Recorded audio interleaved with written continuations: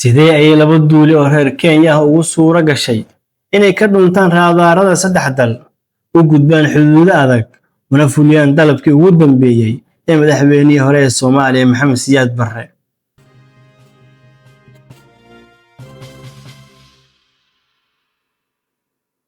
Sanadkii 1991 markay si buuxda u burburtay dowladda dhexe ee Soomaaliya, waxaa xilka ka degay madaxweynihii dalka hogaaminayay in ka badan 20 sano. Isagoo ka cararaya dagaal sokeeye qalalaase baahsan, wuxuu galay safar qaxooti ah oo dheer kaas oo ugu dambeyn ku dhammaaday dalka Nigeria, halkaas oo uu ku geeriyooday sanadkii 1995. Balse geeridiisu ma ahayn dhammaadka sheekada.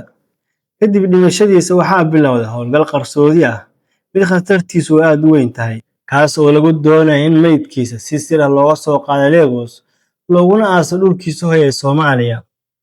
Duuliyaal rugcadda ah Xuseen Canshuur iyo Maxamed Aadan oo ka tirsanaa shirkadda Bluebird Aviation ayaa xafiiskooda ku yaala garoonka Wilson Airport ku qaabilay marti aan caadi ahayn.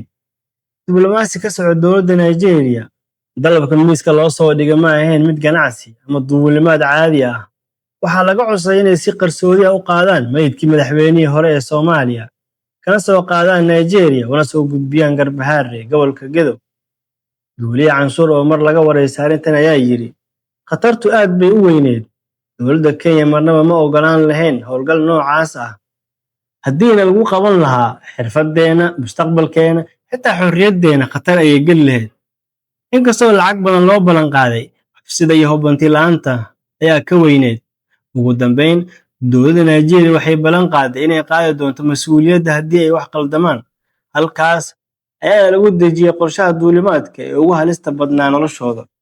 Si ay uga dhuntaan indhaha maamulka Kenya, duuliyaashu waxay gudbiyeen qorshe duulimaad been ah oo muujinaya inay u socdaan magaalada Kisumu ee dalka Kenya.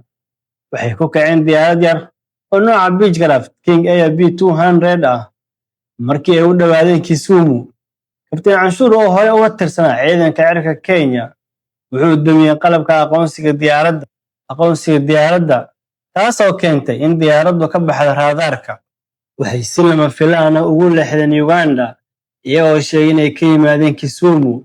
Halkaas ayayna uga sii gudbeen Cameroon ilaa ay ugu dambeyn ka gaareen Lagos, Nigeria, iyagoo hamarna la qaban. Markay gaareen magaalada Lagos, naxashkii uu ku jiray meydka madaxweynaha iyo xubno ka tirsan qoyskiisa ayaa la saaray diyaaradda si looga fogaado tuhun. Diyaaradda waxaa loo diiwaangeliyay aqoonsiga ciidanka cirka Nigeria, taasoo u fududeysay inay dib ugu soo laabtaan hawada Uganda, iyagoo u sheegay inay u socdaan magaalada Kisumu.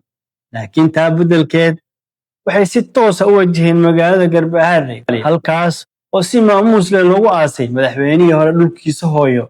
Laakiin khatartu weli ma dhammaan. Soo laabashadii Nairobi ayaa ahayd tii ugu halista badneyd.